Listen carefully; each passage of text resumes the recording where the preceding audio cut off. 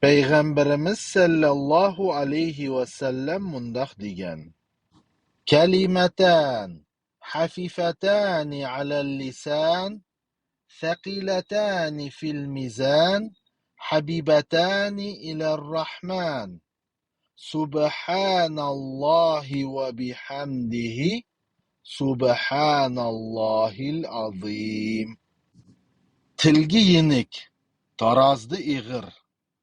Allohga suyumlik ikki so'z bordir. U bo'lsa subhanallohi va bihamdihi va subhanallohil azim. Bu so'zlarning ma'nosi bo'lsa subhanallohi va bihamdihi degan Alloh taolo barliq kamchiliklardan poktur va barliq hamdu sanolarga loyiqdir. Subhanallohil azim degan Alloh barliq kamchiliklardan poktur va nihoyatda ulug'dir degan ma'noni bildiradi.